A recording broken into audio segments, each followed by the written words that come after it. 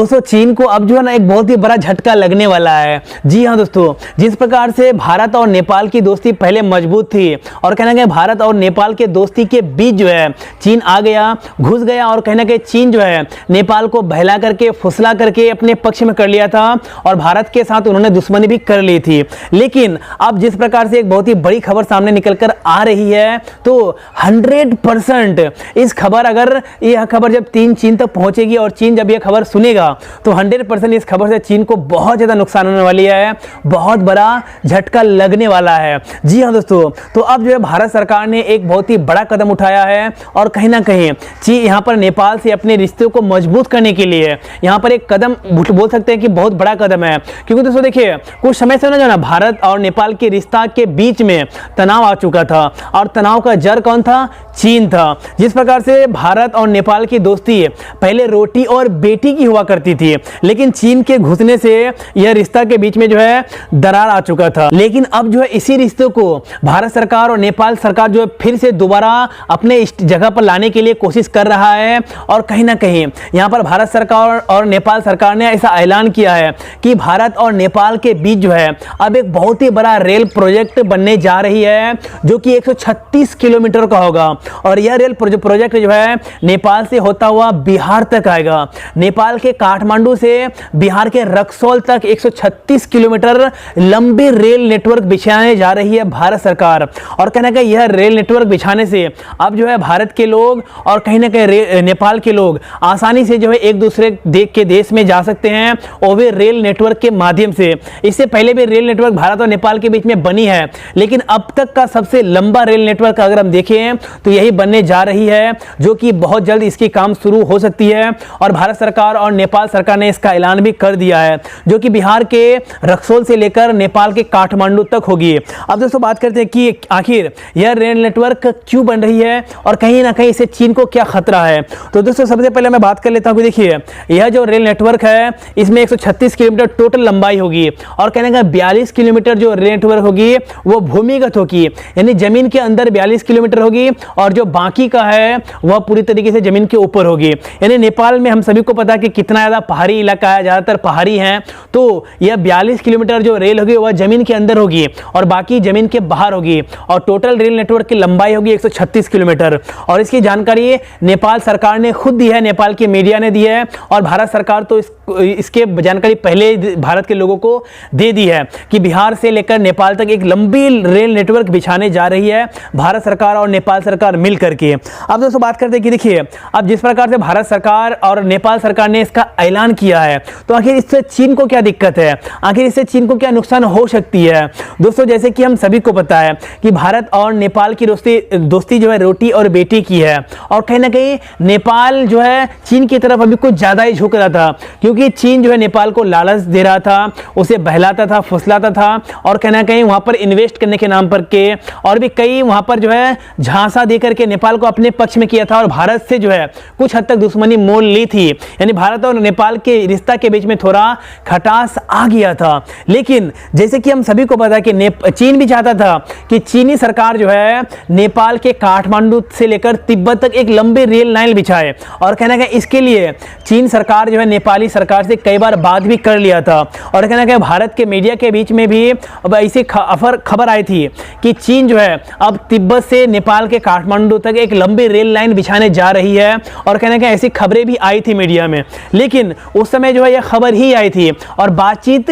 ही चल रही थी, लेकिन यह बातचीत जो है पूरी तरीके से उस समय जो है पूरी तरीके से मतलब नहीं हुआ था और कहने का नेपाल सरकार राजी नहीं हुआ था। लेकिन जिस प्रकार से चीन जो है नहीं चाहता है कि भारत जो है नेपाल के काठमांडू तक रेल लाइन बिछाए, लेकिन जिस प्रकार से अभी भारत सरकार और नेपाल सरकार ने इसका ऐलान कर चुका है कि बिहार के रक्सौल से लेकर नेपाल के काठमांडू तक 136 किलोमीटर लंबी रेल लाइन बिछने जो जा रही है, तो 100% इससे जो है चीनी सरकार को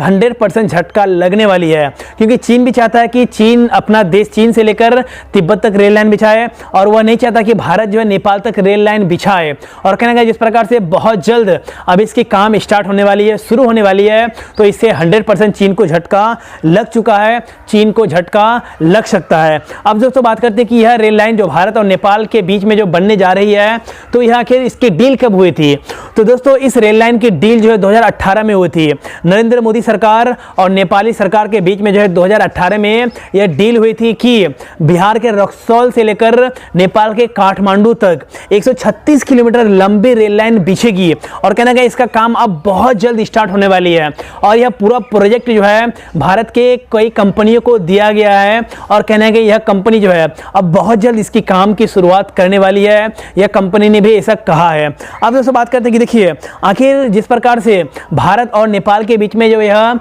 रेल लाइन बिछने जा रही है, तो इससे चीन को झटका लगेगी, लेकिन चीन भी यहाँ पर कोशिश कर रहा था कि चीन जो है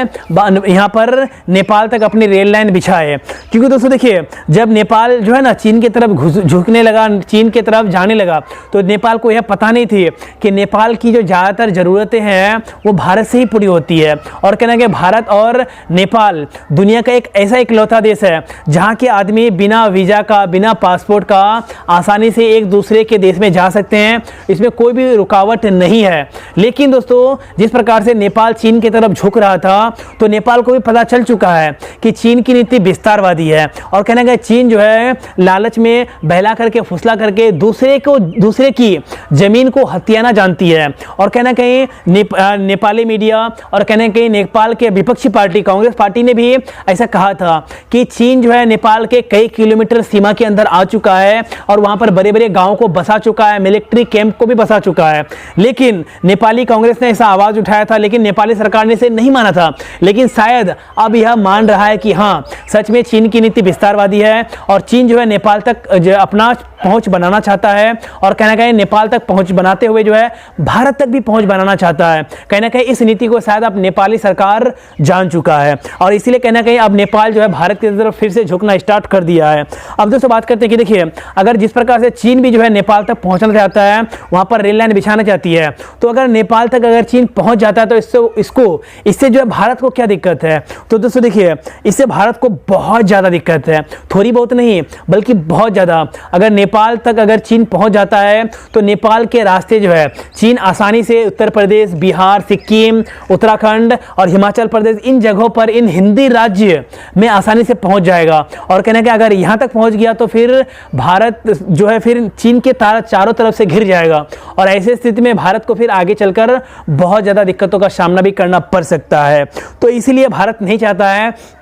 कि चीन जो है नेपाल तक पहुंचे, क्योंकि इससे भारत को बहुत ज़्यादा खतरा है। अब दोस्तों बात करते हैं कि देखिए जिस प्रकार से नेपाल और भारत की रिश्ता जो है पहले मतलब चीन के कारण जो है यहाँ पर टूट चुकी थी, यानी दोनों के रिश्तों के बीच में दरार पहुंच चुकी थी, दरार आ चुकी थी। तो शायद अब ऐसा बहुत सारे लोग और मीडिया ऐसी आशंका जता रहे हैं कि शायद जो है अब नेपाली सरकार को यह समझ हो चुकी है कि भारत से वो दुश्मनी मोल नहीं ले सकता है, भारत से उसका खास रिश्ता है, खास ही रिश्ता नहीं है बल्कि रोटी बेटी का रिश्ता है, बहुत पुराना रिश्ता है। तो इसलिए अब जो है भारत सरकार से फिर जो है नेपाली सरकार बातचीत कर रही है और कहना कि हर क्षेत्र में फिर से हर एक काम स्टार्ट हो रही है और अब यहाँ पर किसी भी प्रकार का दिक्कत बात नहीं है। तो दोस्तों कैसी लगी यह वीडियो? भारत सरकार जिस प्रकार से इस रेल नेटवर्क को बिछाने का ऐलान किया है, तो क्या यह प्रोजेक्ट पूरी तरीके से सही है या फिर नहीं है? तो आप लोग अपनी राय इस वीडियो के कमेंट में जरूर दे सकते हैं। तो दोस्तों अगर यह वीडियो पसंद आए तो इस वीडियो को लाइक कर दीजिएगा, अपने दोस्तों के साथ शेयर कर दीजिएगा। तो गाइज फिर मिलते हैं नेक्स्ट वीडियो में कल, तब तक के लिए दोस्तों